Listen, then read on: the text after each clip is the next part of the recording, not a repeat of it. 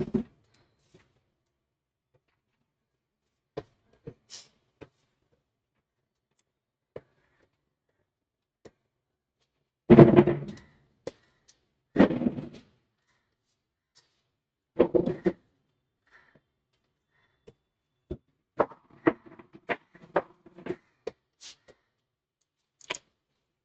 the first topic in Sale of Goods Act is formation of contract of sale.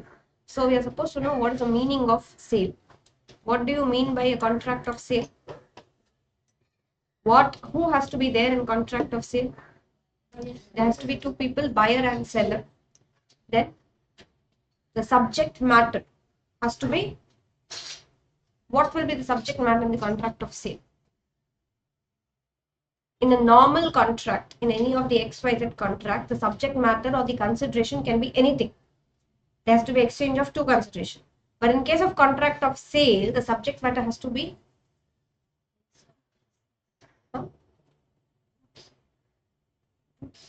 goods. Yes, the subject matter has to be goods.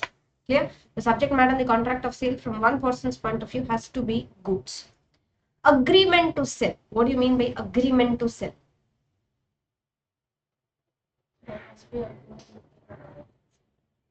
The difference between contract of sale and agreement to sell is, in case of contract of sale, the goods are ready.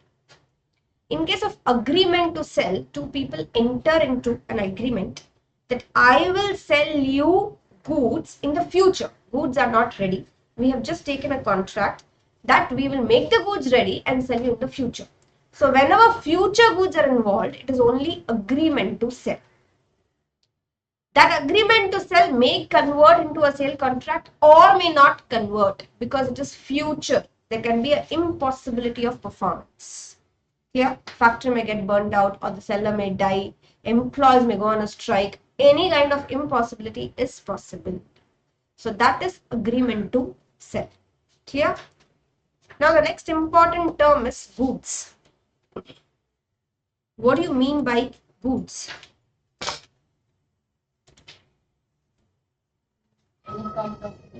Movable property. The very important term under goods is movable property. It includes what and all? Stocks, shares, your share market is there, that shares, then growing crops, then rice, what? That only, growing crops are agricultural products. Anything which is attached to the land is a good only if it can be cut and sold. So all the vegetables, fruits and all are forming part of land only, but they are goods because they can be removed from the land. If they are always and permanently attached to the land, for example, building, it is not goods.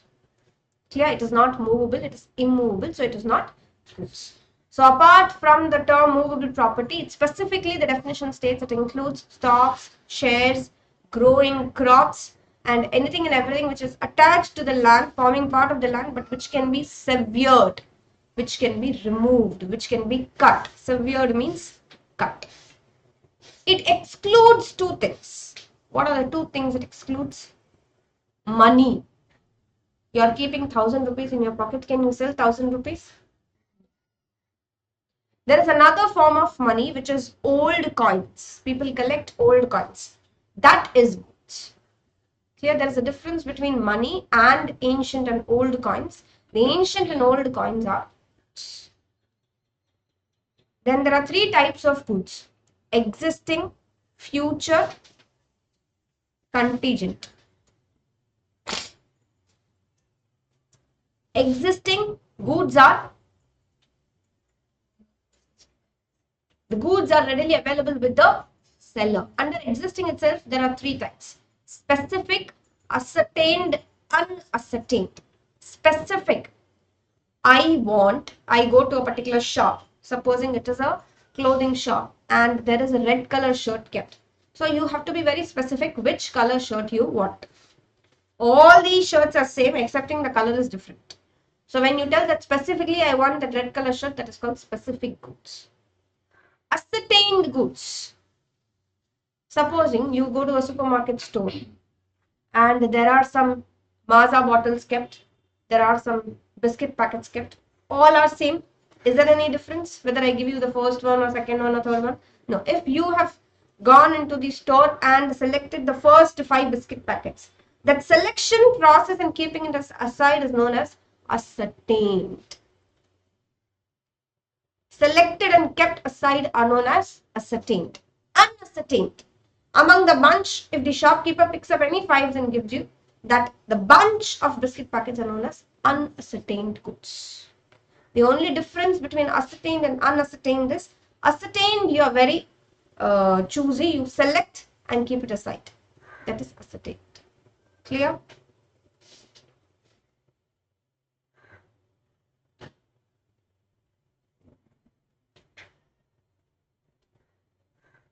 Future goods. What are future goods?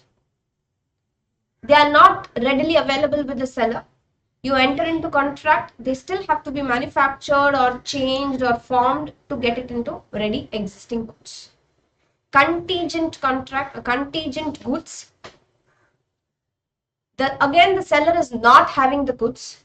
The seller may have the goods depending upon an uncertain event. Clear? He may have to get it from his supplier. Only if the supplier gives him on time, he will be able to deliver. So this sale of goods is contingent upon supplier giving him the goods on time. These are contingent goods. Clear? So how many types of goods are there? 3. Existing, future, contingent. If they ask you only about goods, you will have to mention under existing goods there are 3. Specific, ascertained, unascertained. Unascertained is a lot of goods. Next important meaning is delivery.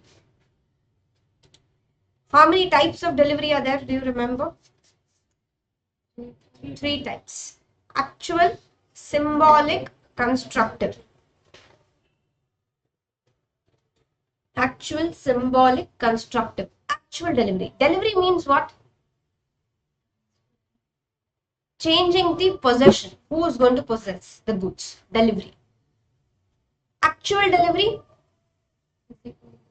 Physically, the goods are transferred from the seller to the buyer. Constructive delivery.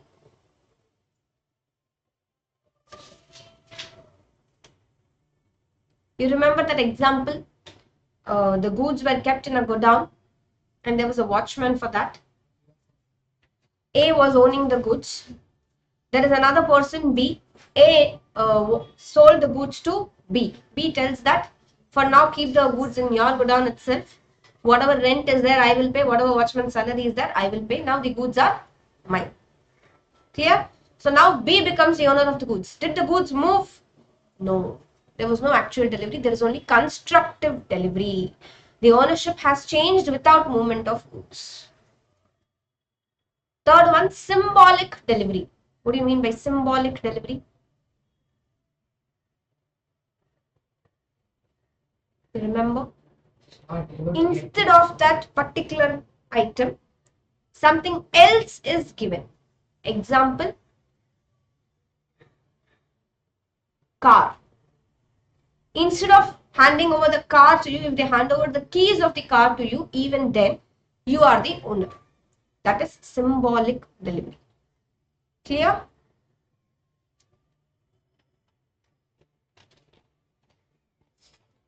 Then there are 3 differences under this.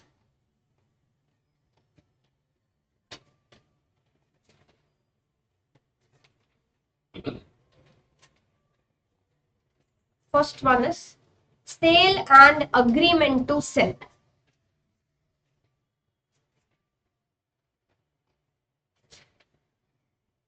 In case of sale, the sale contract is for the existing goods. Immediately the ownership is transferred. In case of agreement to sell, it is relating to future goods. The ownership will transfer only after the goods have been transferred.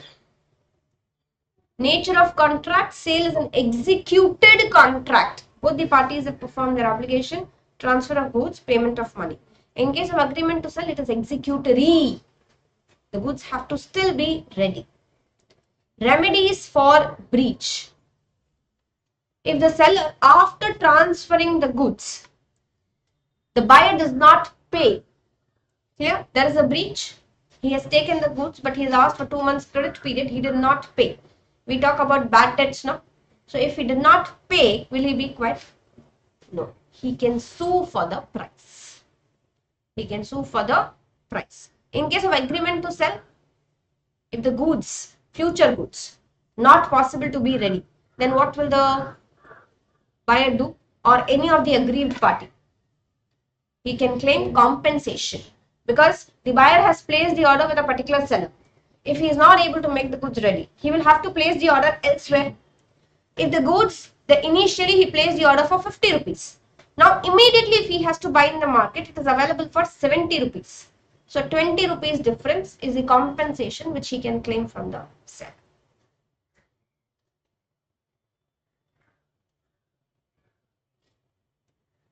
Risk. In case of contract of sale, who bears the risk? Buyer, because he has become the owner. In case of agreement to sell, right of resale. Can the seller resell the goods? No, the seller cannot resell the goods. Even if the delivery is still not made and goods are lying with the seller cannot resell the goods. Temporarily, okay, you take, I will make another goods for the buyer. No. In case of agreement to sell, yes, the ownership is still with the seller. Seller can resell the goods. In the case of insolvency of seller, whenever a person turns insolvent, another person is appointed to take care of his property, all the assets, to whom and all the payment is due. All the liabilities will be discharged with whatever assets he is having. This is general. Now specifically for seller, if there is any prize money or collection to be made from the buyers, this assignee appointed will make sure that all the money is collected and all the liabilities are paid off. In case of agreement to sell, it is only an agreement to sell. Goods are not sold still. So any recovery of price is possible? No. In case of insolvency of buyer turns insolvent. So the official assignee is same. Whatever goods the buyer has purchased will make sure that the goods are sold, price money is collected, and if anything has to be paid to the seller, will be paid off. So the official assignee's work is to recover all the assets, pay off all the liabilities. Second difference is sale and hire purchase. What is the basic difference between sale and hire purchase? Hire purchase. You remember EMI concept? Your EMI concept. What do you mean by EMI, Shastri? Huh? Paying in installment. Every month you pay installment. You will become the owner. Supposing you have a Activa. Okay. The total Activa cost is assuming 1,50,000.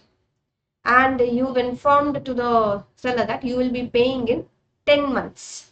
You will be paying in 10 months. In 10 months when you pay, will you be paying 15,000 each month? 15,000 into 10, 1,50,000? No. He will charge interest also. Apart from that, he will initially ask you some down payment also. Right away you give me some money, remaining you pay along with interest. Supposing he pays a down payment of 50,000. Now remaining 1 lakh is there. On that 1 lakh he charges interest of 20,000. So totally you are supposed to pay 1,20,000. You agree for paying it in 10 months. So every month you pay 12,000. Every month you pay 12,000. When will you become the owner of that Activa? Upon the payment of the last installment. For all the 10 months you pay 12,000, you become the owner. Clear? Supposing after 4 months you don't pay. After 4 months you don't pay. Then what will the seller do? He has the right to take away the asset. Clear? He has the right to take away the. This is only hire purchase. So immediately you do not become the owner. You become the owner only upon the last installment. If at all you don't pay any of the installment, the seller has a right to take away the goods. Now, in case of hire purchase, the two parties' names are the person who gets the bike. He is hirer, hire purchaser, hirer. Clear? Time of passing property. In case of sale, immediately. In case of hire purchase, on the payment of last installment. Possession of the party. Buyer is the owner of the goods. But in case of hire purchase, no, hirer is not the owner. He is a bailee. He has to take care of the goods. Supposing after 3 installments, he is not paying, correct? And in between that first 3 months itself, he met with 2 accidents. Headlamp, what is that called? That mirror will be there, no? Front mirror, gone. Back light, gone. Everything is gone. He has not taken steps to replace that also. Can he hand over just like that? No. The seller will charge more amount. You still have to pay me even more, 10,000 more, because you have damaged this. So he has to take care of the goods in such a manner that he is the owner of the goods. That is termed as bailee. He has to take care properly. Termination of contract. In case of sale, after getting the goods, keeping it for 5 days, 6th day tell that I don't want the goods, take away. Possible? No. Buyer has to pay for the price. Clear? In case of hire purchase, he can. 3 months I don't want, take away. Remaining amount I will not pay. Insolvency of the buyer. In case of contract of sale, if the buyer turns insolvent, can seller ask money from the insolvent buyer? No. So the risk is on the seller. In case of hire purchase, if the hirer turns insolvent, there is little less risk because he can take away the goods. Transfer of title. The title is now with the buyer in case of sale. In case of hire purchase, the owner only has the title unless the hirer pays the last installment. Resell. The buyer can resell the goods. In case of hire purchase, I will use it for 3 months. 4th month, I give it to someone else. Possible? No. Not possible.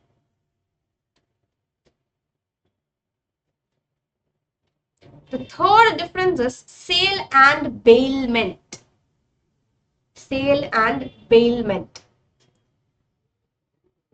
Bailment means what? Supposing there are 2 people, okay, A and B. The best example of bailment is that one, tailor shop. The customer gives the material to the tailor.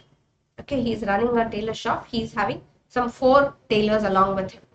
So she will give the material and go, and the tailor asks for 7 days time. In that 7 days, what is the duty of the tailor? To get the material stitched, correct, and hand it over to the customer on the 7th day. This is the duty of the bailee. He has to take care of the material in such a way. During this process, can he stitch the material and sell it to someone else? No. Duty is to take care and give it back to the original owner. There are 2 types of bailment, gratuitous, non-gratuitous. For his work, will he charge? Yes, because this is a non-gratuitous act. Okay, so he will charge for whatever work he has done. So first difference is transfer of property. Yes, the buyer becomes the owner of the goods. In case of bailment, the material given to the tailor. Is tailor the owner of that material? No, only the possession is transferred. Ownership is not transferred. Return of goods. The buyer should return the goods? No, but in case of bailment, the bailee has to return the goods. Consideration. The buyer has to pay the price money for the goods he has purchased. In case of bailment, it can be gratuitous or non-gratuitous. Gratuitous bailment, for example, there are 2 neighbors. Okay, one of the neighbor is traveling traveling to Kashmir for 2 months. They are going to for 2 months to Kashmir. Now the house keys this neighbor who's traveling has given to the other neighbor. While giving the keys, can the other neighbor be the owner? For that, will they charge anything? Practically, they don't charge anything. Clear? So this is gratuitous payment. Three differences: sale, agreement to sell, sale and hire purchase, sale and payment. Three definitions: sale, goods, different types of goods, delivery, different types of delivery.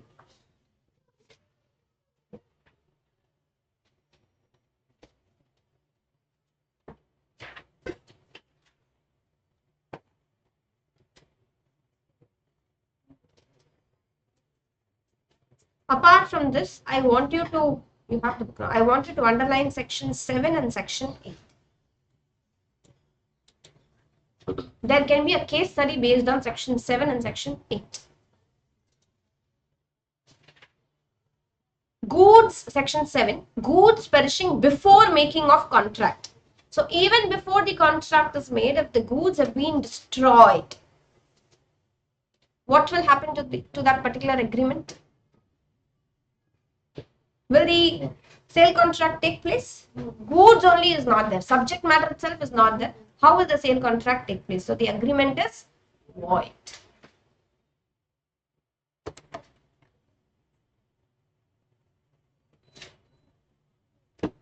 Section 8 is goods perishing before sale but after agreement to sell.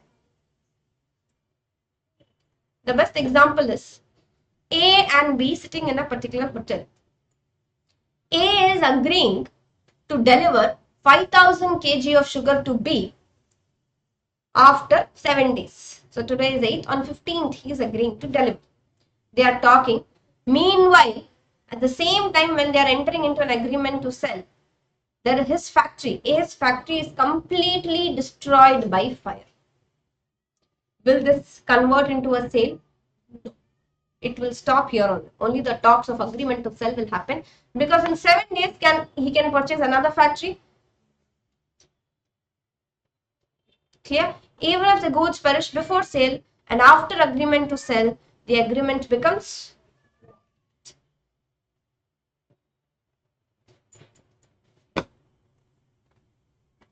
Any doubts?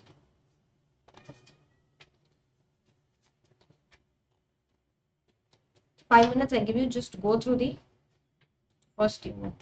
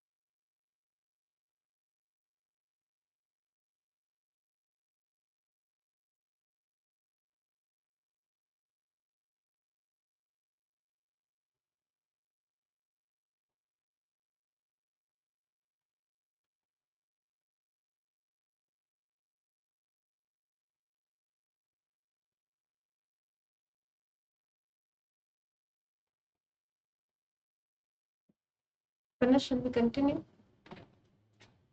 Next unit is conditions and warranties. What do you mean by a condition? So a condition is all the important or all the essential requirements is condition. But in case of warranty, it is not the main purpose. It is collateral to the main purpose.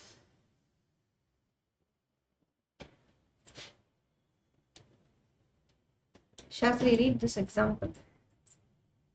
He wants to purchase a car from you which can have a mileage of 50 km per liter. Finding a particular vehicle says this car will sufficient. Later he buys the car, but finds out later on that this car only has a top mileage of 50 km per liter. This amounts to a breach of condition because the seller made the stipulation which forms the essence of the contract.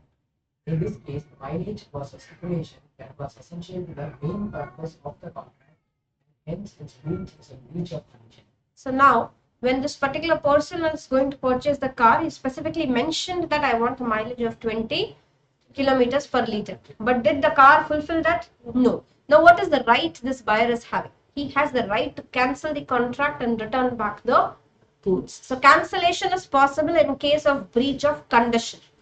But had it been a warranty, the non-essential or the collateral purpose, then he cannot cancel the contract. He can only claim compensation. Clear? He can only claim compensation. Read the second example, Shastri. Ram consults Shyam, a motor car dealer, for a car suitable for touring purposes to promote the sale of his product. Shyam suggests Maruti and Ram accordingly buys it from Shyam. The car turns out to be unfit for touring purposes. Here the term that the car should be suitable for touring purposes is a condition of the contract. It is so vital that its non-fulfillment defeats the very purpose for which Ram purchases the car. Ram is therefore entitled to reject the car and refund of the price. This is also a condition.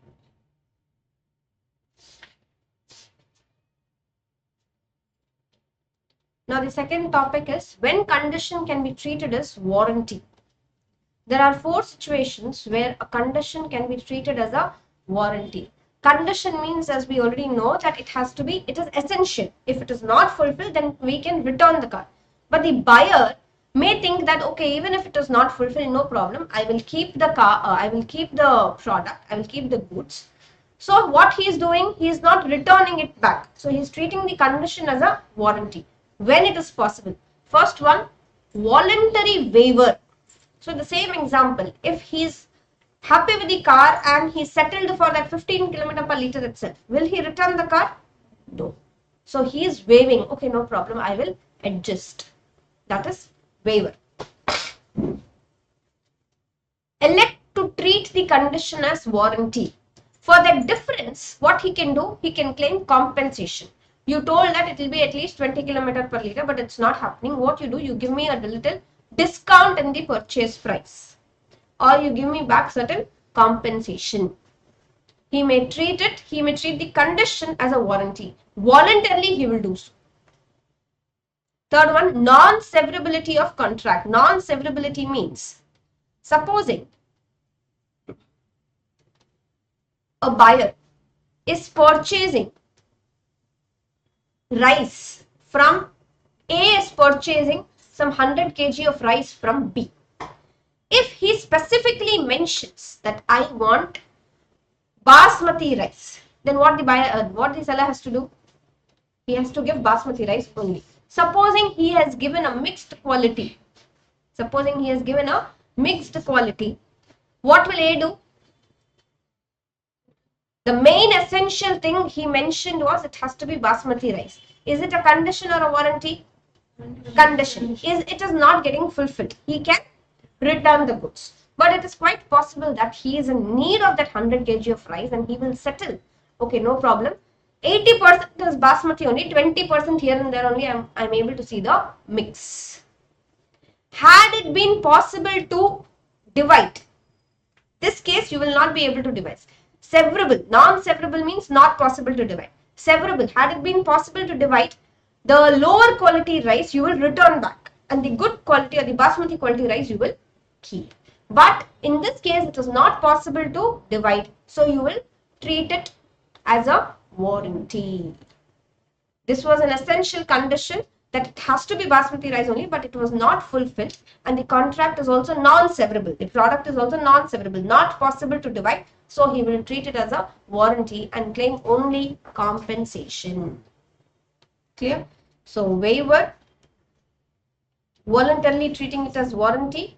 Third one, non-severability of contract. Fourth one, non-fulfillment of conditions because of law. Because of law. Supposing if there is a law coming that all the cars have to be only CNG driven. No petrol, no diesel cars are allowed. But when the buyer is purchasing the car, the law has come supposing 10 days before only. And there are petrol cars and diesel cars available with the seller. If the buyer is mentioning that I want petrol car only, will the seller be able to deliver? No. Even if he is mentioned, even if it is an important or essential condition, the seller will not be able to fulfill. Clear? Thereafter, buyer cannot come and tell that why you did not give me only petrol car. Why did you give me petrol and CNG car together? Understood? So in all these four cases, condition can be treated as a warranty. Next topic is implied conditions. So there can be both express conditions as well as implied conditions. Now wherever we saw that expressly the buyer is informing to the seller that this has to be there. These are express conditions. There are certain conditions which are implied. The buyer need not inform to the seller, but it has to be there. There are 7 implied conditions and 4 implied warranties. 7 implied conditions are, first one, condition as to title.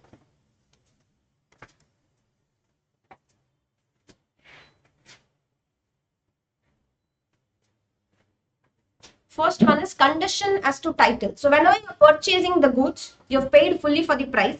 Will the buyer inform to the seller that after I buy, I will be the owner of the goods? Even if the goods are kept with the seller in the place of business of the seller, price is paid, the ownership is transferred, bill is in the name of the buyer, he cannot resell. He cannot resell because there is a condition as to title. There is a condition as to title. Second one, sale by sample. Sale by sample is, supposing the seller does not keep a very much larger quantity of goods. He is keeping only the samples of the products which he sells. How much of a quantity you want to buy, you will have to place the order, and thereafter you can take the goods. He will ask for a specific number of days. Within that days, the goods will be ready and you can take the goods. So whatever goods he is selling, the seller is selling to the buyer, it has to be in accordance with the sample which he has shown. That is implied condition. Will the buyer inform to the seller again and again that all the goods have to be as per the sample? No. He is showing in the sample, that means all the remaining goods will also be as per the sample.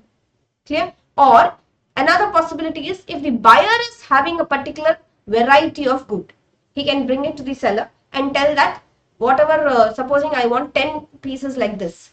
So all the 10 has to match with the sample shown. Third one, condition as to quality or fitness. When the seller is selling a particular product and claiming it to be whatever quality, for example, supposing I mention, the Mr. A mentions to B that I want a water bottle and it has to be at least 16 hours hot if I put hot water, 16 hours cold if I put cold water. He has mentioned. So what the seller has to do? Seller has to sell the product which meets that particular condition. Clear? Implied. Okay, take this bottle. You told, I have given. So it is implied that this bottle meets this condition. No need to check also. If it does not meet, he can return the goods. Condition as to wholesomeness. Wholesomeness means fully, completely. If I'm purchasing 10 apples, all the 10 apples should be of the same. Suppose now today apples are of various varieties. Okay. Supposing I want to purchase Shimla apple. And if I've mentioned that all the 10 apples have to be of that category only. One is of Shimla, another 9 not belonging to the Shimla category. It's not. Next, condition as to description. If the buyer describes that I want 10 pencils, all the 10 pencils should have some unicorn cover and there has to be one eraser below it. As per the description only the seller has to sell. Sale by sample as well as description. If the buyer is bringing a particular product, that is sample. In that sample itself, there has to be some changes to be made, then that becomes description. Both has to be met when the seller is selling. Clear? Condition as to merchantability. Merchantability means it should be proper to use. Expiry products, can the seller sell? No. Clear? 7 conditions. Implied conditions. These will not be expressly provided by the buyer. Condition as to title. Condition as to sample. Next you can consider condition as to sample as well as description. Condition as to quality or fitness. Condition as to wholesomeness. Condition as to merchantability.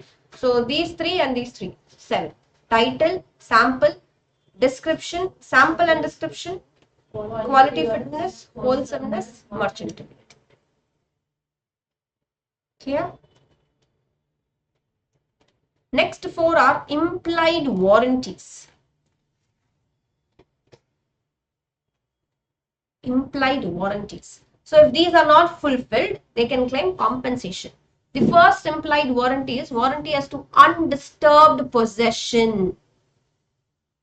So here if you see, there is one example where A has purchased the television, okay, of supposing Sony TV. He has purchased and it is fit in his house. Immediately the neighbor sees that this TV is mine. He has purchased the brand new TV and the neighbor sees and tells that this TV is mine. Then what he will do, he will call the seller and inform that, did you give me a second hand TV or something like that. So there is a disturbance causing because of this product. So whenever the buyer purchases, it has to be an undisturbed possession. Nobody should come and claim that this is my product, from where did you get it. Clear? Second one, warranty as to non-existence of encumbrances. Encumbrances means some kind of loan, some kind of mortgage. Example, there is a jewelry shop. Okay. A is a buyer, goes and purchases a particular set. Gold jewelry he is purchasing from B. Now, this B has got that gold set. There is no in-house manufacturing which has been done relating to that gold set. C has given the gold set to B and taken a loan amount on that. What is actually proper? What should B do? B has to keep the gold jewelry set. The jeweler has to keep the gold set till he recovers the amount fully from C. And after all the amount is received, he will have to give back the gold set. What B was thinking that no problem, I will sell it off and make a similar set and keep it. So when A purchased and came, C was A's friend. What will C do? This was my jewelry, I kept it in B's shop and came. How can he sell it to you? So there is an encumbrance on this jewelry, on this asset. So whenever a buyer buys, he will not inform to the seller that there should not be anyone who comes and claim. There should not be any kind of loan. It is implied on the seller that all this have to be fulfilled. Third one, disclosure of dangerous nature of goods. So whenever you purchase a product which is harmful for the health, on the product itself it will be mentioned. Example, crackers. Another example, cigarette box. On that itself it will be mentioned, no smoking. Keep away from children. Fourth one, warranty as to quality or fitness by usage of trade. So whatever purpose you are mentioned, the product has to be meeting that purpose. Fitness is purpose. What are the 4 implied warranties? Undisturbed possession, non-existence of encumbrance of goods, disclosure of dangerous nature, quality or fitness.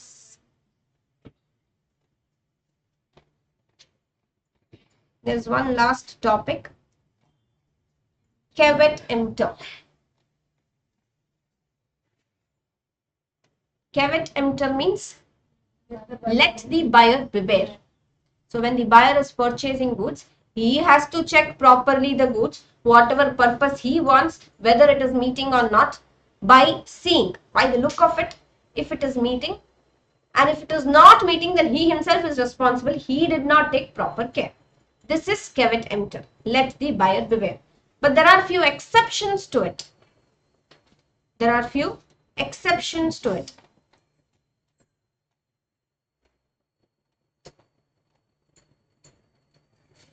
First exception is if the buyer informs to the seller that I want this particular product which has to meet this particular condition. For example, that car has to meet 20 km per liter condition. If the buyer has informed to the seller and even thereafter the seller does not give such a product, then whose mistake it is? Seller's mistake, not buyer's mistake. Clear? So that caveat emptor rule does not apply. Second one, goods purchased under its patent name or brand name. For example, there is a particular shoe or footwear for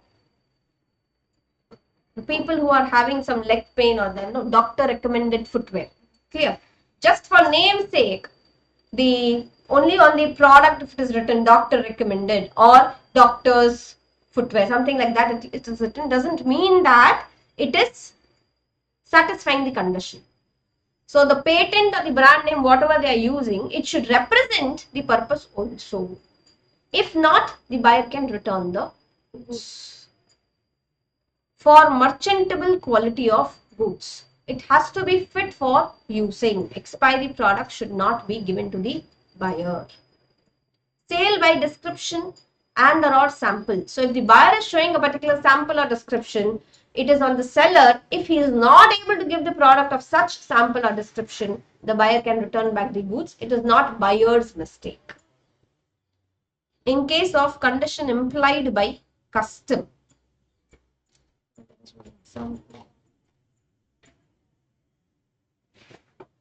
trade usage, this is only custom.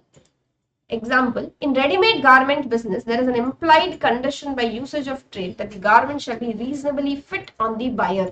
So basically in the ready-made garments, you will purchase only such products which is fitting your size. Correct. The seller should not give you are M size. Will the seller give XL size? No, not possible. If he gives, the buyer can return the. Last one, seller actively conceals a defect or is guilty of fraud. That dress, you didn't even see, you were in a hurry. You told that you give me any or 2 shirts of this color in M size. You took it up and came. But after you went home, there were 2 holes. What can you do? You can return back them. That time the buyer cannot, the seller cannot tell that caveat emptor. You have to see, no. Some shops will tell that also. So what was there in this? The difference between condition and warranty. When can condition be treated as warranty? 4 situations. 7 implied conditions, 4 implied warranties, and caveat emptor.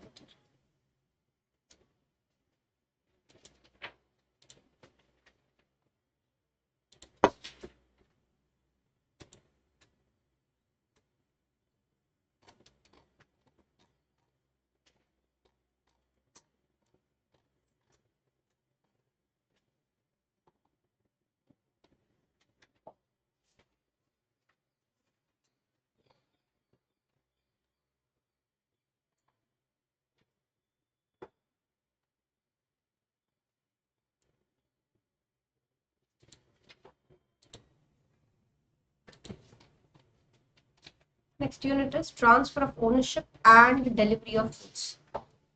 Now in this we'll have to see in all the different types of goods, existing, future and contingent, specific, ascertained, unascertained, when is the property in the goods? Property in the goods is ownership of the goods passed on to the buyer. The meaning of the term property is ownership. So first one is specific or ascertained goods. Why have they mentioned or? We saw that in the first unit, we saw that the goods specific, ascertained, unascertained. So specific is different, ascertained is different. But in case of normally, specific is you point out and mention, that is specific. Ascertained is you go and select. So in both the cases, you are actually doing the same thing. Clear? Specifically, either you are asking the seller to give you, ascertainment you yourself going. So first case in specific and ascertained goods, when the property passes. There is three possibility. Goods are in deliverable state. That means goods are ready to be delivered. When will the ownership transfer? Immediately after the possession has come to you, you will become the owner. Second one. Now in case of this ownership transfer to the buyer, does the payment matter? When the buyer is making the payment, only after that the ownership will transfer. Will it be mattering? 2 months credit period you're giving to the buyer now. So after he makes the payment only will he become the owner? It's quite possible that he doesn't pay also. So ownership is transferred immediately irrespective of when the payment is made. In advance, immediately or after 2 months also. Clear? Next. Goods to be put in deliverable state. Supposing specific goods also, if you see in some shops, for example rice, they'll keep some big packets of rice, but you want in 1 kg packet only, you want to purchase only 5 kg, you don't want that full 5 kg, you want 1 kg rice only. What the seller will tell, okay, you come after 2 hours, I'll make it ready and keep. So goods are not in deliverable state, they have to be put in deliverable state. So whatever things have to be done, if it has been done by the seller and handed over to the buyer, the ownership is transferred. Third case, the goods are in deliverable state, but the seller has to do something to find out the price. For example, you go to a jewelry store. Today, most of the pieces are already price tagged.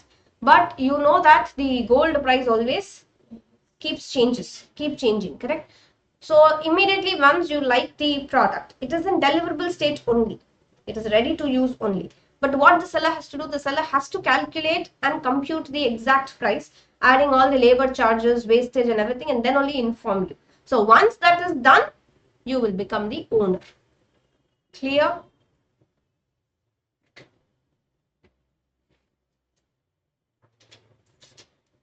This was specific goods, ready in deliverable state, to be put in deliverable state. And the third is seller has to do something, weigh it, measure it, find out the price, and thereafter make the delivery. Case 2 is unascertained goods.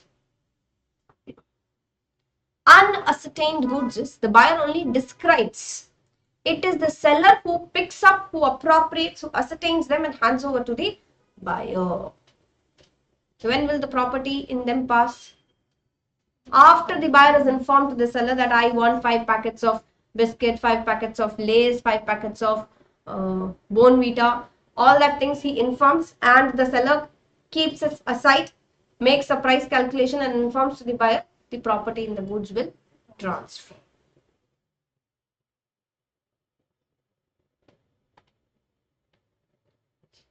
Delivery of goods to the carrier. Now, home delivery. Correct. The buyer does not come to the seller's place to buy the goods. The seller has to dunzo the goods to the buyer. Or if it is from one state to another state, the seller has to send it by courier to the buyer. So when will the ownership of these goods pass on to the buyer?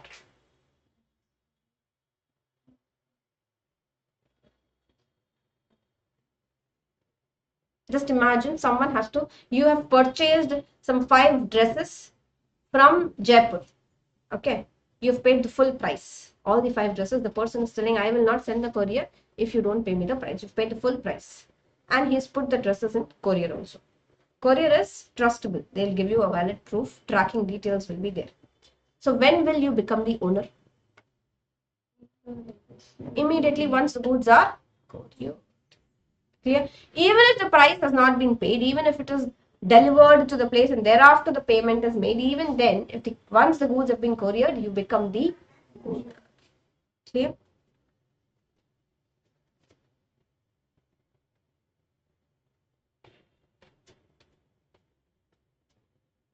Goods sent on sale or return basis. Sale or return basis means, supposing you go to a particular shop and pick up 5 dresses and tell that I will try it at home. If I like it, I'll keep it. Otherwise, I will return it back.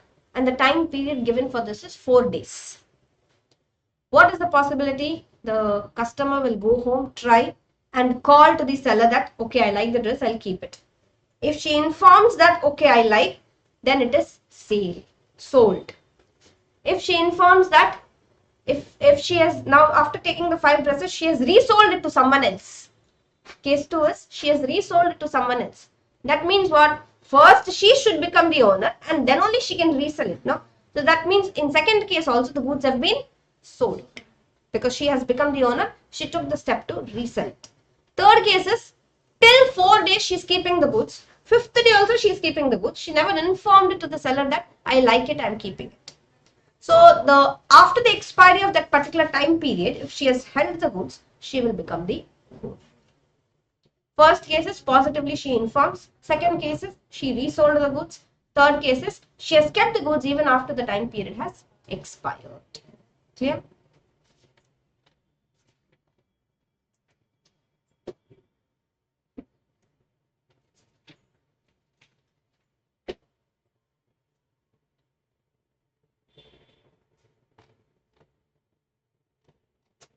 There is one more last point.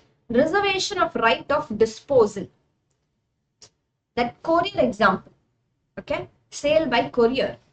Now when the seller is disposing the goods by courier and if he informs to the courier person that if the buyer does not make the payment, please do not hand over the goods. The condition is, if the buyer does not make cash on delivery, please do not hand over the goods. So what the seller is doing, he is reserving the right of disposal. Do not give the goods to the buyer until the payment is made. Clear? Only after the payment is made, only the buyer will become the owner here.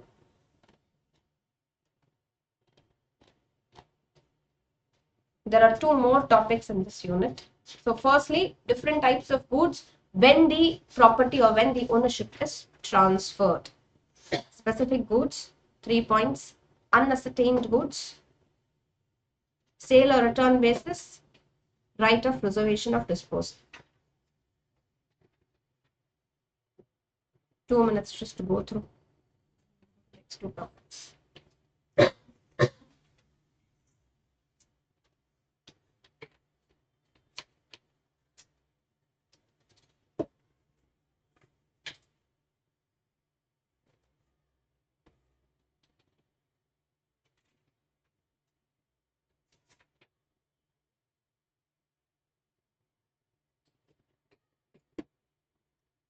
You switch off this AC.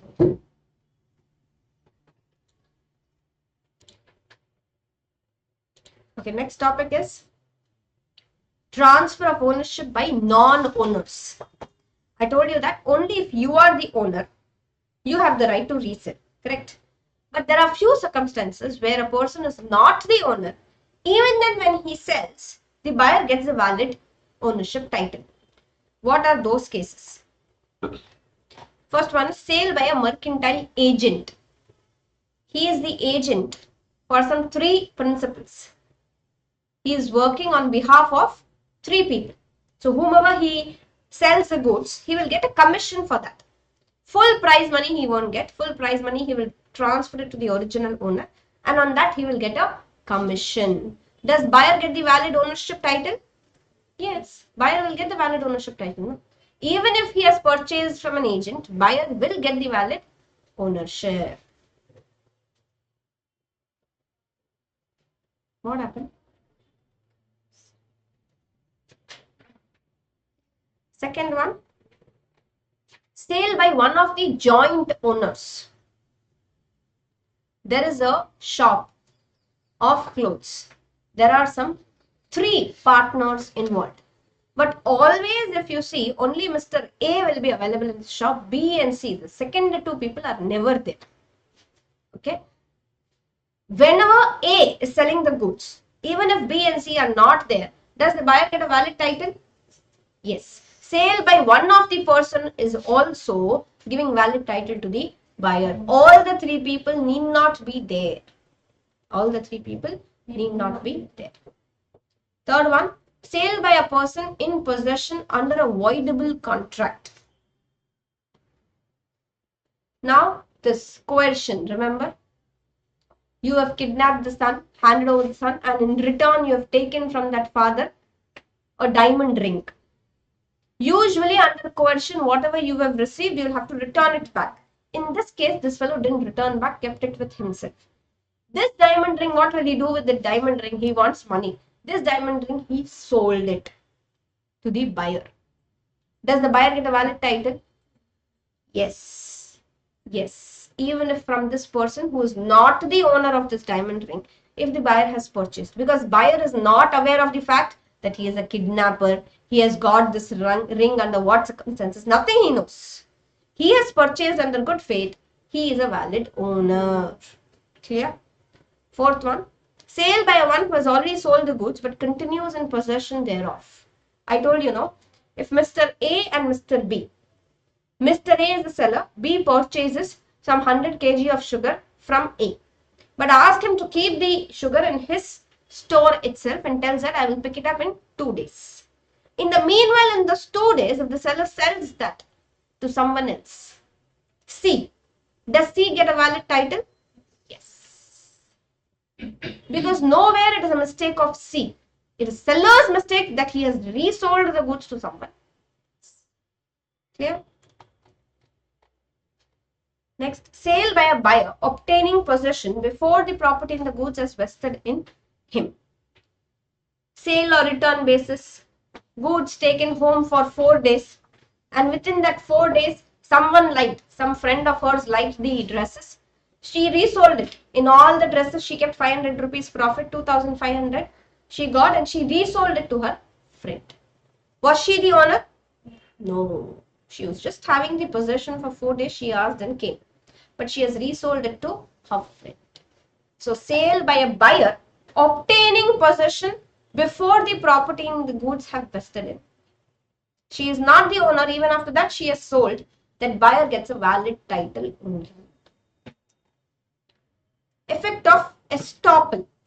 Estoppel means what? If someone assumes that you are the owner of particular item and you keep quiet, you don't tell that I am not the owner. You, Mr. A and Mr. B going together, Mr. A is the actual owner. But C, being the friend of Mr. B, assumes that B is also the owner. B is also the owner of a particular car. B does not open the mouth that this is not my car, this is only belonging to A. Even after that, C purchases it, thinking that B is also the owner. He must have kept the car properly. I know B from very, very long time. He purchases. Does C get a valid title? Yes, C gets a valid title. Sale by an unpaid seller. Unpaid seller means the goods have been transferred to the buyer, but money has not been received. Seller has not received the money. What will the seller do?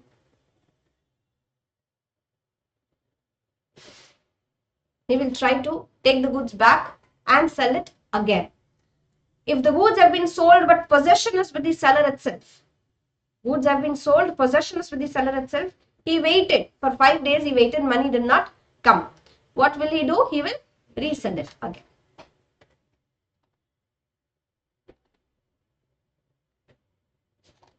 Any doubts?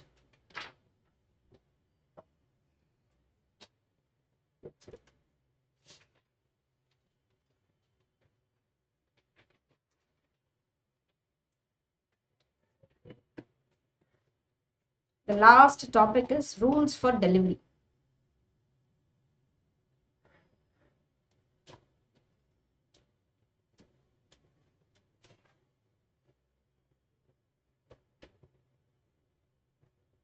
This topic is very general. First one is part delivery. You have ordered for 100 kg of sugar. First installment 50 kg of sugar he is delivering, and the remaining sugar he is not able to deliver. What will the buyer do? His wish, his option. He may keep 50 kg of sugar, or he may tell that no, if I buy 100 kg of sugar elsewhere, I'll get a better price. I don't want to keep. So he has both the options, either to keep or to return back.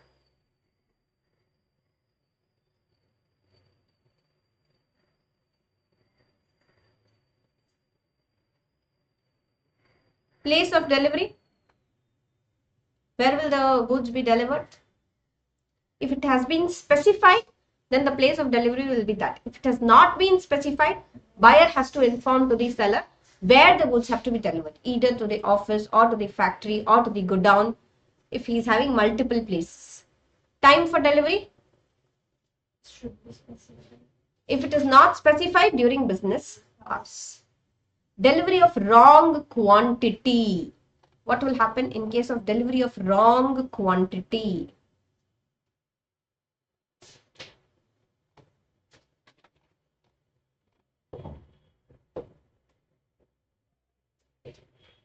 Again, it is with the option of the buyer only. 100 kg, 50 kg delivered. If he accepts 50 kg, he will pay for 50 kg and cancel off the remaining 50 kg order. Expenses of delivery. Expenses of delivery, who will have to bear? Depends. It varies from contract to contract. Usually, if nothing is mentioned, the seller will have to recover it from the buyer.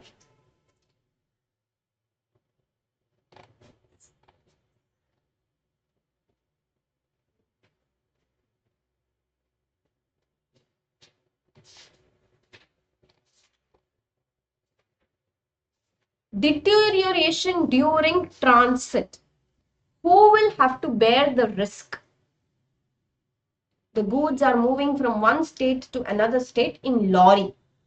During that transfer, if there is any damage to the goods, who will have to bear the risk? Buyer has to bear the risk.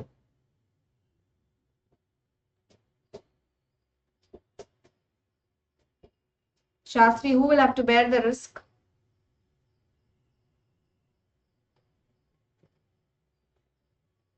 Actually, 24. 24 only. Okay, you tell me. Common sense. You have ordered some furniture from Bangalore. Okay, some 2 beds, one dining table, everything. You have ordered from Bangalore, the goods are coming. Who will bear the risk if one of the table has broken or if one of the chair is broken? For you, one who's delivering only will bear the risk. But the ownership is transferred. But I'm paid. You paid, no? Paid, You are the owner, no? So who will bear the risk? You will only bear the risk. Read this example if you want. 24th.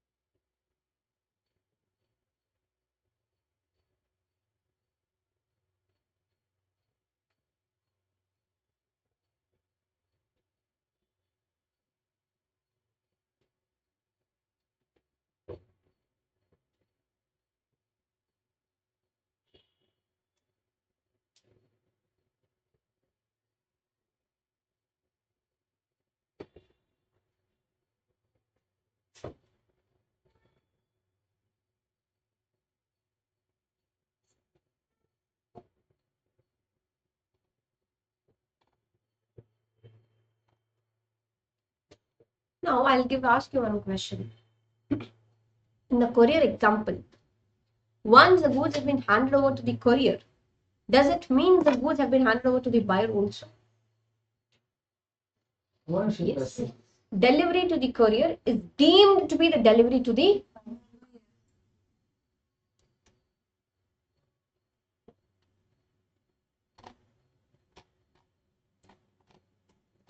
just go through this delivery concept.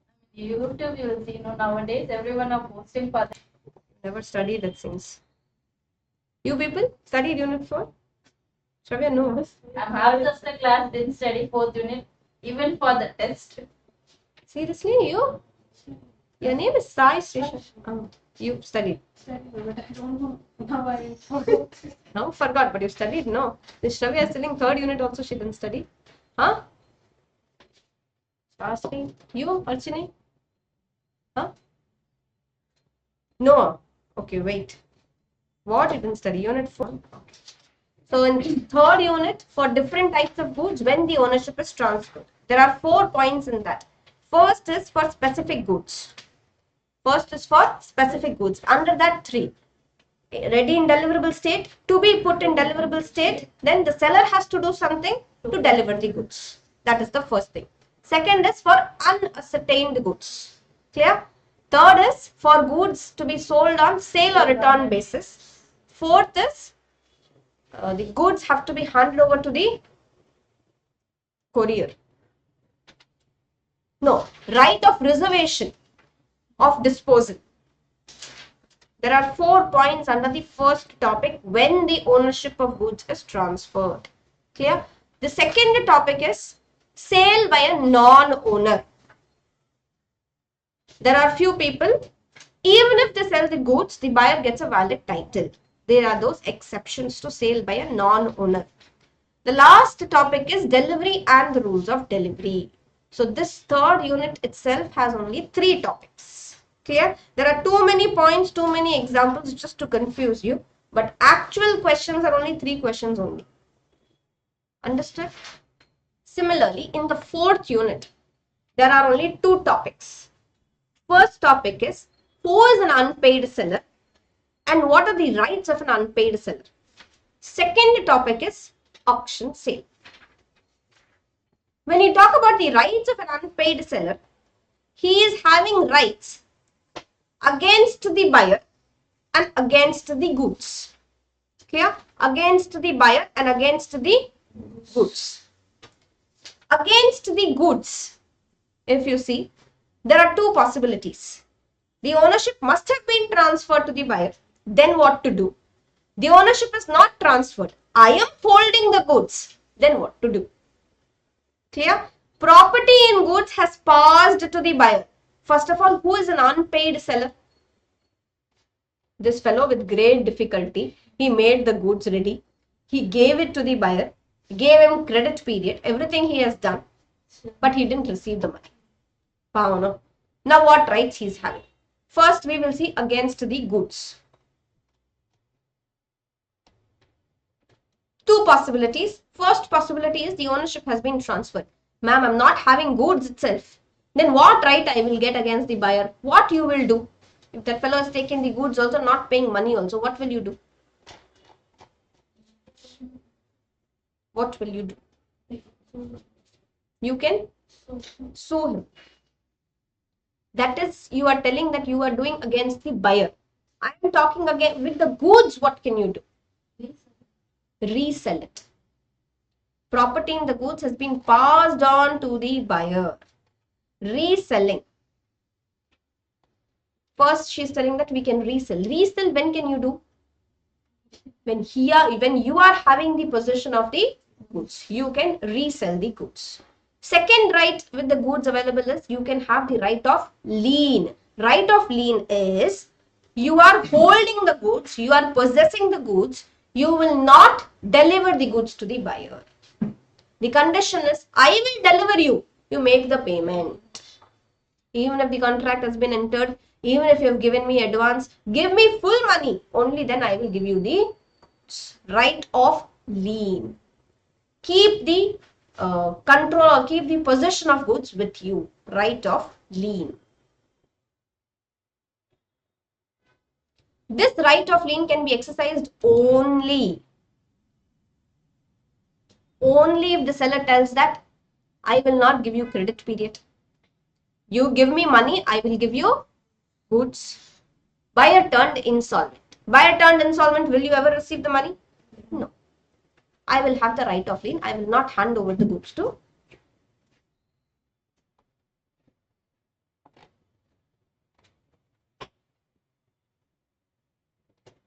When this right of lien can never be exercised, what is the possibility?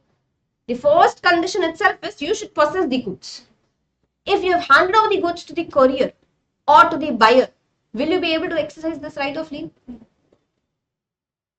Clear? You will not be able to exercise the right of lien. Second right against the goods is right of stoppage in transit. Right of stoppage in transit. The goods are going in a truck or a lorry. It takes 4 days to reach to the buyer. On the second day, you came to know that the buyer has turned insolvent. What will you call and tell the truck driver? Do not hand over the goods to the buyer. Keep it with you and you come back. So what you did? Stoppage in transit. Clear? This right can be exercised only if you hand over the goods to the courier. You still have not received the money. You are unpaid and the buyer has turned insolvent.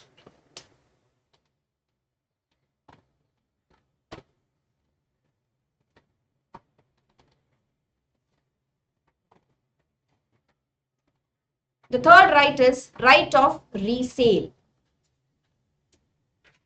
Right of resale. You just have to inform to the buyer that you have not paid me. I waited for so many days. You told that you will pay it within 15 days. You have not paid me. I am going to resell the goods. If it is of perishable nature, no need to inform also.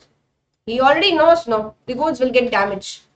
He is not paying me the money. I will resell it. Clear? So against the goods, there are 3 rights. When the property has already been transferred, there are 3 rights. First is right of lien. Second is right of stoppage in transit. Third is right of resale. Clear?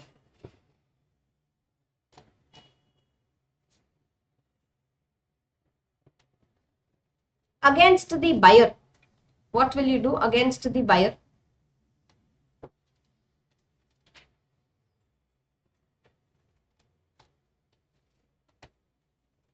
Against the buyer, what and all you can do? You told no. File a suit for price. 2 months I waited, he didn't pay. File a suit for the price. For the 2 months waiting, will you get some interest also? Sue for interest. Sue for price. Sue for interest. You have delivered the goods. At the time of delivery, that buyer is telling, I don't want the goods, take away and go. Will you claim some compensation? So much expenses you incurred to deliver, no? At the time of delivery, he is telling, I don't want. Compensation for non-acceptance. And the fourth one is cancellation of contract.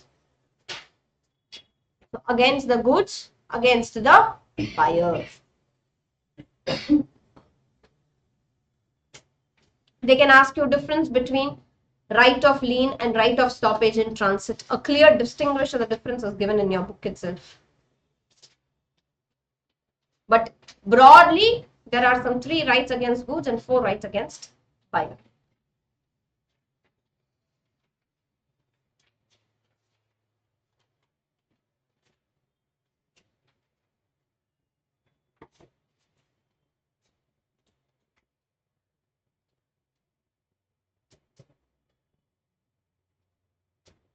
Today itself, what you do, you go and start with 4th unit. You start with 3rd unit. Do not start with 1st and 2nd unit.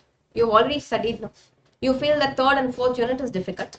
Complete that 3rd and 4th unit first. Then go to 1st and 2nd. 1st and 2nd is like you will feel like, oh, nothing is there in it. It's actually nothing is there in that too. 3rd and 4th unit, first target, finish that. You start with 4th. Clear, Shravya? Next topic is rights of buyer.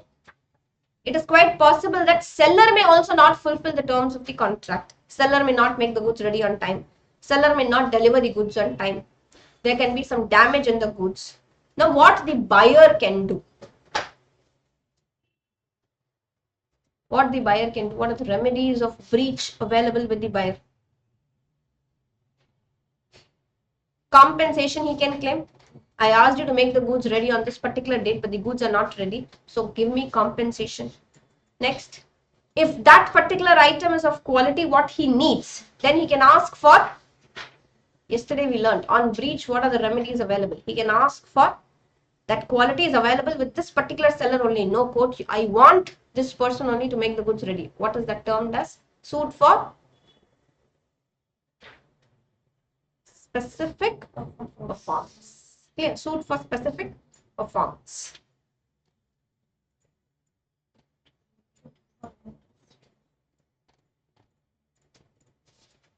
Suit for interest and cancellation of contract.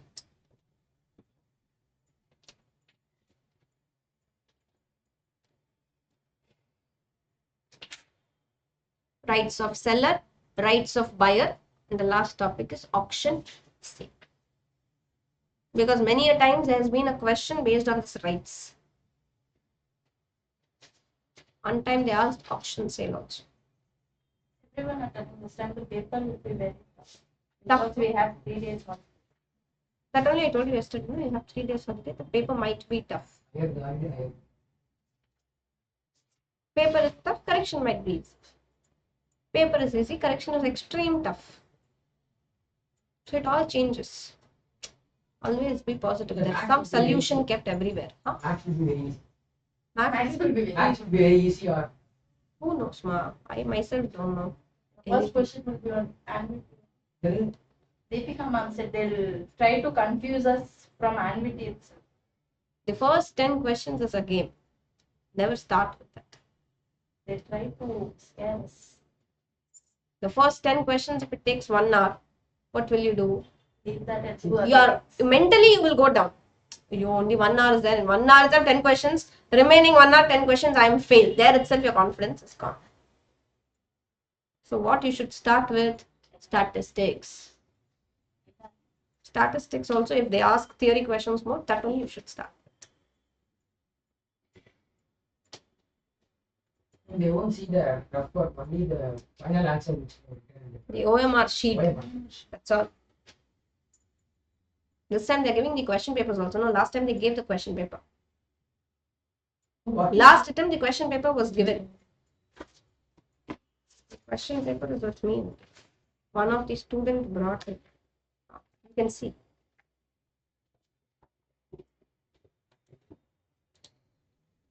Last topic is auction sale. Auction sale is, there is a agent, auctioneer appointed. You hand over the goods to him. A minimum price known as reserve price will be set.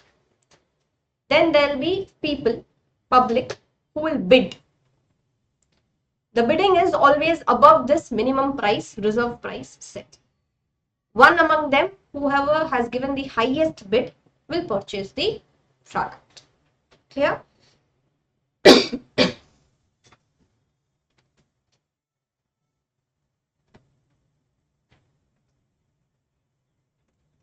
It is possible that whoever is the owner, he may appoint a person to go and sit in the public and keep increasing the bid. That is known as pretended bidding. Keep increasing the bid. One of them wants to buy, so he will obviously quote even more higher. If such pretended bidding happens, the contract is voidable. The buyer may buy or may not buy.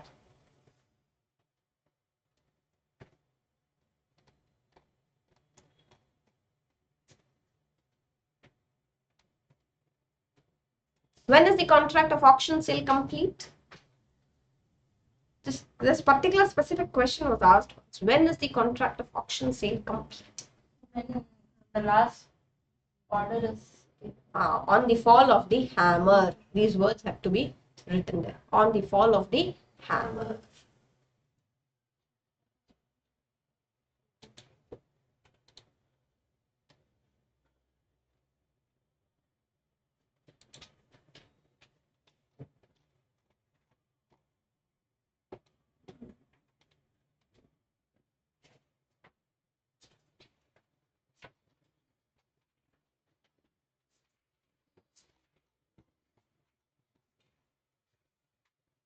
Sale of Goods Act looks easier. The next chapter is LLP.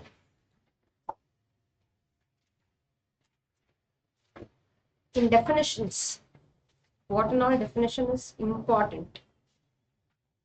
Where is the designated partner? Small LLP. Depending upon the turnover and the capital. Capital is contribution here. Small LLP is decided. What is the limit? Capital not exceeding 25 lakhs and higher amount is 5 crores and turnover not exceeding 40 lakhs and higher amount is 50 crores.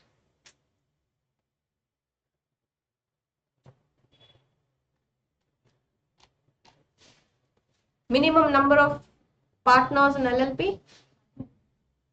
Minimum number. Minimum, you're telling max 2.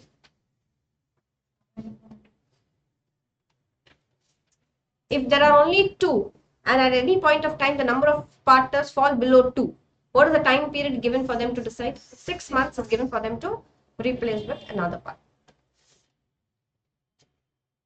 Okay. Who are designated partners? So in an LLP there has to be at least 2 designated partners and out of them one of them shall be resident in India. What do you mean by resident in India? What is the number of days he should stay in India? 120 days, of not less than 120 days.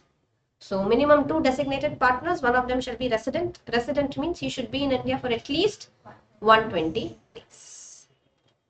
Characteristics of LLP, I taught you with an ABCD concept, no?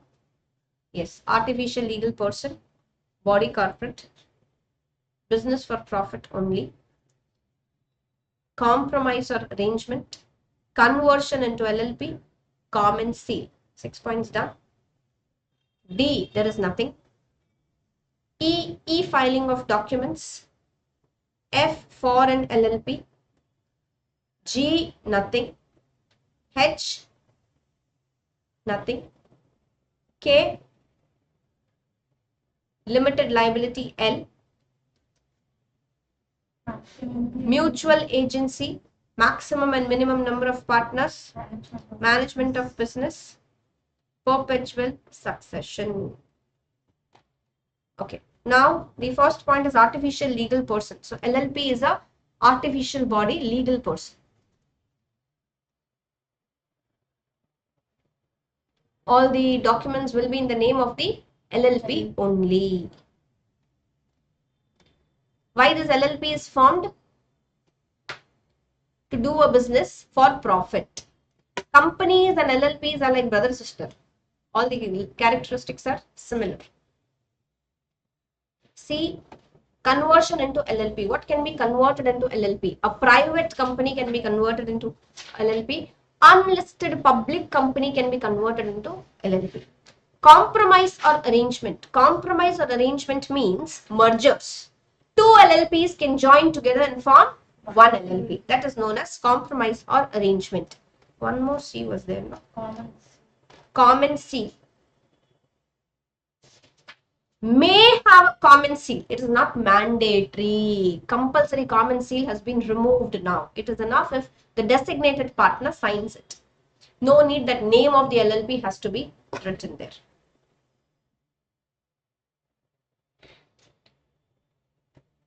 E-filing of documents. Everything is online only now. Now there is no physical submission of documents. Only e-filing of documents is required. F, for an LLP. What is for an LLP? It has been registered outside India, but a place of business is there in India. Foreign LLPs.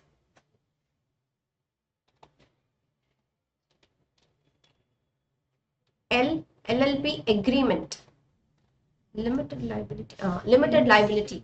The partners of LLP do not have unlimited liability. It is limited. How much, ma'am, it is limited? Only to the extent of whatever contribution they have agreed to be given. Limited liability.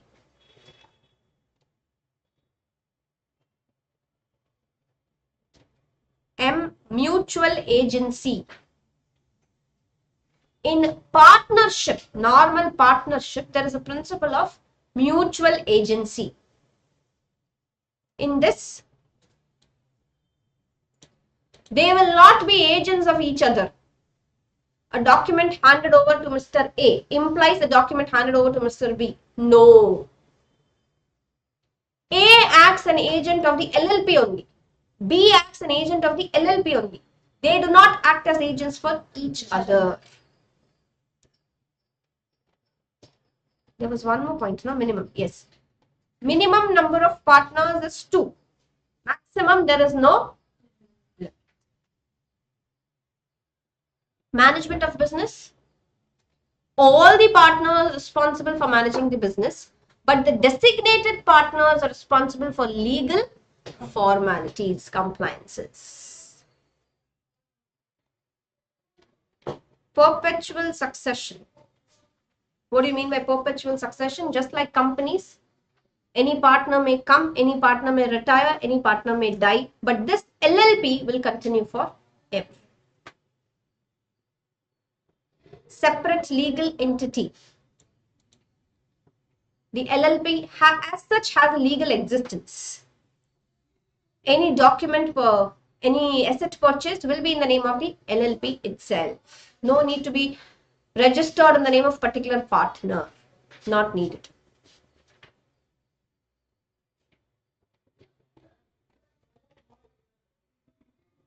That's it, no?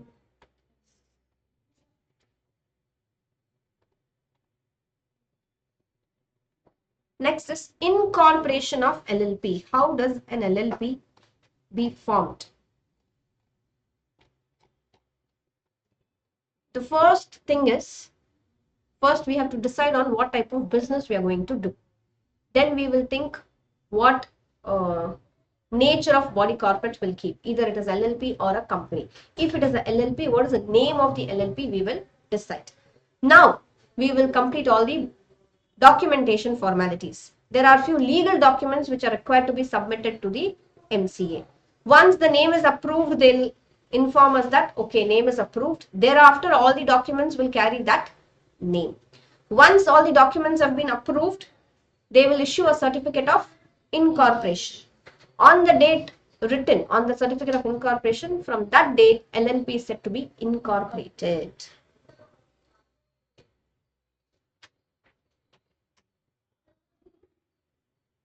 The statement to be filed is there, no? These are the documents.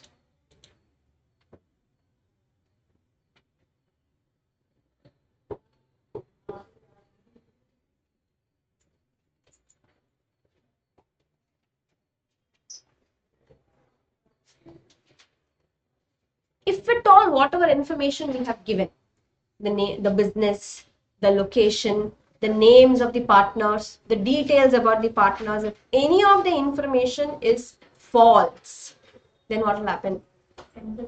Punishment. What is the punishment?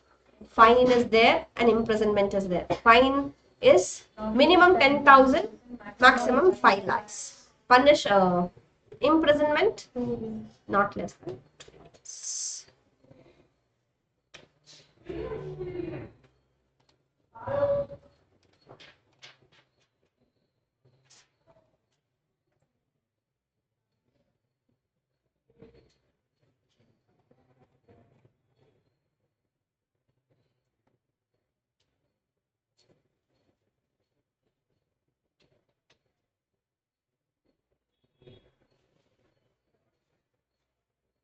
Now, once we have registered as an LLP, there is always a possibility that there can be a change in the place of business. There can be a change in the name. We want to change the name. Vastu, this name is not proper. We want to change the name. We can do so. How can we do so?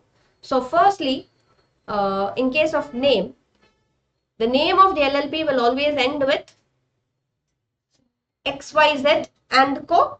No, XYZ LLP. It has to always end with LLP. Whatever name we decide, it has to have some relation with our business.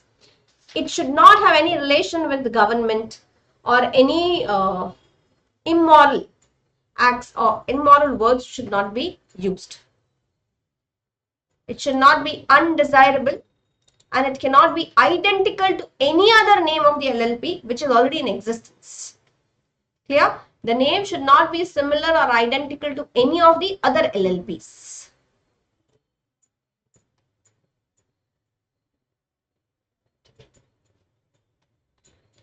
If we have to change the name, then we'll have to again inform to the registrar. What is the time period given? Period of 3 months. Period of 3 months is given. It is quite possible that we inform to the registrar to change the name. Another possibility is there that any other LLP has seen that our name is identical. They can inform to the registrar that they have an identical name, please inform them. So we will get a notice for a name change. For that also 3 months time period is given to change the name.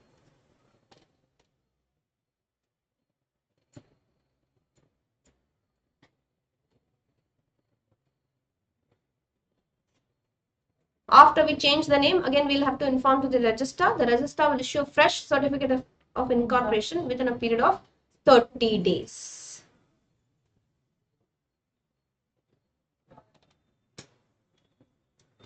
Clear? Incorporation is again an important question. One question will be there from LLP.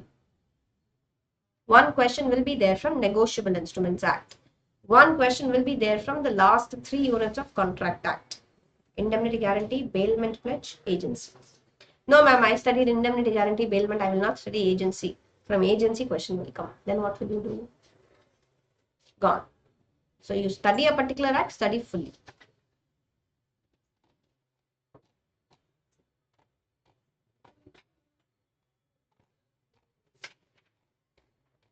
So only some 2 or 3 questions are there in this LLP chapter. Yes.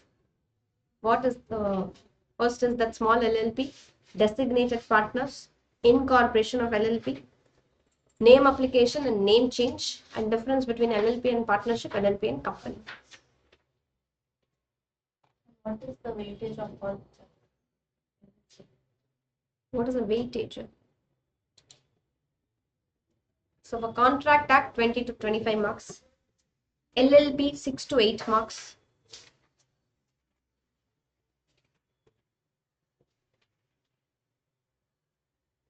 Negotiable Instruments Act 6 to 8 marks,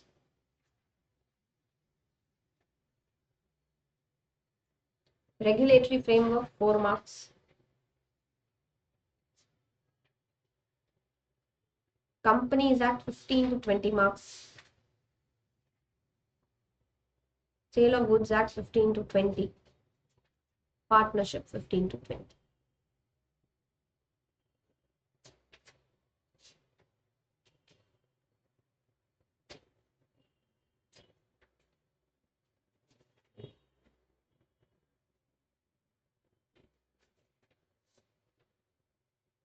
So if you finish Negotiable Instruments, LLP and Regulatory Framework, 3 questions will definitely come. 3 questions, 15 marks. If you finish Indian Contract Act fully, all the 9 units, 20 to 25 marks, you can write our answer. Sale of Goods Act also 15 marks. And it's easy only. I think someone told me it's difficult. I don't think.